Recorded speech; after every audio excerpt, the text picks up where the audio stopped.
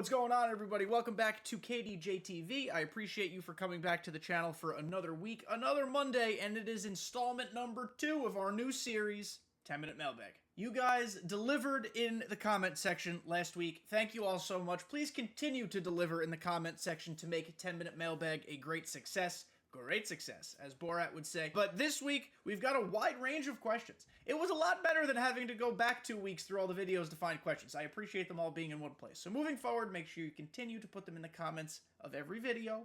I'll answer your questions. We'll hold hands. Kumbaya. It'll be a great learning experience for everybody. For those of you who are new here, hello, my name is Kenny, kdjTV. In 10-Minute Mailbag, my goal is to answer your questions as best as possible. It's hard to do so in the YouTube comment section. I figured I'd do it with my mouth, with words. So here's the best place. Every Monday, 9 a.m. Eastern Time, this channel. Make sure you subscribe to get that content every week. Of course, like the video. Leave your comments down below. That goes without saying. And let's get this shebang started. You guys, as you know, will see the timer somewhere in this general vicinity at some point. You're looking at a grinding team that I've built. Please pay no mind to it, as it's terrible. I'm going to start a 10-minute timer on my phone. We're going to get 10 minutes to go through as many questions as possible. And here we go. Scotty, friend of the show, friend of the podcast, friend of the Twitch, friend of everything. What are the secondary meta pitches you look for in a starting pitcher if they have 0 or none, or 0 or 1 of a cutter or sinker? Can you get good play from a pitcher that doesn't have either of those pitches? It's tough. Sinker, cutter are the meta for a reason. I think having outlier is important if you're not going to have cutter sinker. A pitcher, in my opinion, must have a changeup. Whether they have a cutter or sinker or not, changeup is incredibly important. If not a changeup, you can get by with a splitter. Slider is such an unhittable pitch that, not unhittable, harder to hit pitch this year because of the way it shrinks the PCI, and by extension of that, the slurve. I'm a huge fan of the slurve. If a pitcher has a slurve, that really makes me excited. Problem is, it's prone to hanging more than some other pitches. But if you don't have cutter or sinker, or both, look for those other pitches. At the end of the day, you're going to want the guys that have cutter sinker, at least one of the two, because they are simply better, and they're easier to attack hitters with. But sometimes you can't. Sometimes you gotta do stuff differently. Scotty, thank you. I know you ask many questions. You will ask questions every week, because I know you will. Next up, Braden James. Braden, thank you for your comment. Do you think part of the grind, feeling or being overwhelming for those who can't play multiple hours every day, will help prolong the life cycle of this game? Not sure if you've covered this before, but I sure see a lot of complaining from people who feel they can't get every card as they could in previous years. Braden, thank you for your question again.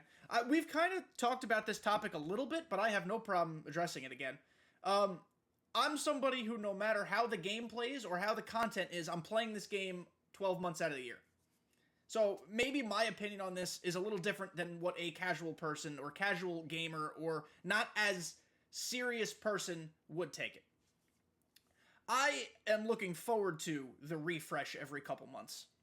I think it feels like a soft launch night every single reset. I can understand some people have said in my comments, and not yourself, but other people have said, yeah, but the reason a grind is cool once every 12 months, it's because it's for a new game. But if I have to do it once every 2 months, it's gonna make me sick to my stomach. And I can see that. I can feel that. I can see that. But I think the benefit of this system overall is that it will entice us, it will encourage us, it will get us excited to have to use new cards, I guess technically every other season.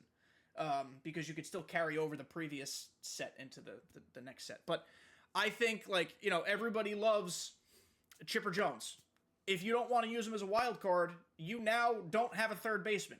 To get the next best third baseman, you have to grind for it. And if this game is going to continue to stay relevant over the course of 12 months, I think this is the style to make it relevant. Now, everything could always be adjusted. There could always be fixes in the future. I'm not saying this system is perfect the way it's currently constructed. But I think the general idea of the sets and seasons system is going to ultimately be what creates the most buzz over 12 months, as opposed to just a truncated 4, 5, 6 month period. I hope that makes sense. I hope I answered your question. Thank you again for the question. I feel like we're motoring through these guys. We went really slow last time. Carl, thank you, Carl. Frequent commenter, appreciate you. I have a question. That's why I'm here. Which is your favorite stadium to play in, and why? And then one more. Who do you think SDS will offer? Do you think SDS, will offer us more Negro League content this year? So to answer your second question first, no. I'm pretty sure they're committed to doing that with every new game cycle, and I'm okay with that. But it's unfortunate now, looking back at it, that we didn't have more from the start. I did all of storylines in like a few hours, and it was super cool. Loved it. Absolutely, hands down, loved it. Would be thrilled to do it again next year. But I'd like them to make it a little deeper, more of a grind. Maybe every month you unlock new chapters of the story. Something like that. Like, instead of giving me 6 minutes on Rube Foster, over the course of a season, give me an hour's worth, and we can just unlock it as time goes. Every new set, maybe there's more content from it. That's generally my idea. But no, I don't think we're getting more this year. Yes, I love it, love it, love it, love it, love it. To go back to your first question, which is your favorite stadium to play in and why? Ship It, for me, has always been my favorite stadium. Even before, when it was just a home run derby every single game you played there. I liked it because it has, in my opinion, the cleanest batter's eye. It's very easy to see. I like it because the game always runs smoothly. There isn't lag. There's unless there's bad connection between two players. But just generally speaking, there's no assets in the stadium that create lag. Always easy to see the ball. I am just a fan of the balance at which that stadium plays. And now even more so because it's not a home run derby like Laughing Mountain is. I despise Laughing Mountain. I despise Shield Woods. I despise that stupid new stadium with the red fences. I think we should be trying, or SDS should be trying to scale back the relevance of elevation. Maybe make it go away. Instead, they added two of the most toxic stadiums that you could just play at willy-nilly. But Ship It, to me, it used to be toxic. It's not anymore, I don't think. I think Ship It is a very fair, balanced place to play with a great batter's eye. I can understand it can get boring queuing into games and constantly seeing Ship It, Ship It, Ship It, Ship It. But that is my favorite place to play. If you are so inclined to play at a Major League park, don't. The only Major League park, in my opinion, that is acceptable to play at online, I'm speaking online only, is Coors Field. I actually think for some reason Coors Field plays remarkably well. And yeah, it's a launching pad, but to left center, that's a shot. To right center even, that's a shot. Plus it's got that tall fence in right center field, so it kind of balances itself out a little bit. Coors Field plays really well, in my opinion, and I don't know why. Because there's assets that have to load. If you're playing offline, you can play wherever the hell you want. Have a blast. You can go play Polo Grounds for all I care. But online play, Ship It, and if I had to choose a Major League stadium, I would say Coors. So, Carl, thank you for your questions. Moving on. Dree, what is going on, Dree? Appreciate you being here. Appreciate all the love you've showed the videos. You had two questions, but we're going to focus on your first one, because I think there's a lot to get into with that.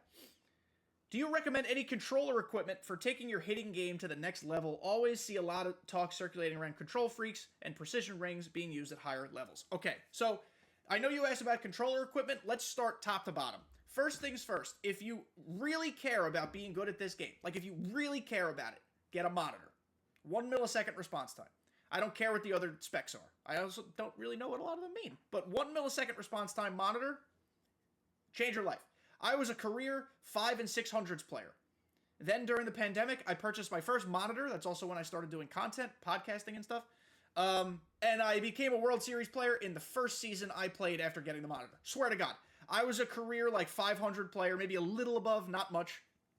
All-Star. That's all I played because I couldn't get past All-Star. And then I got a monitor, and first season I made World Series. If you want to get better at this game, and you have $150 laying around, I know not everybody does, so I'm not trying to make you feel bad. But if you have it laying around, get a monitor.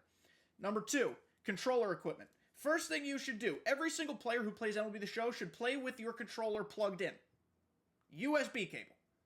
I go through these a couple a year, maybe like 3 or 4 a year. That's more than a couple. 3 or 4 a year. I get them on Amazon. They're cheap. A 2-pack was like $9.99. Just get USB cables.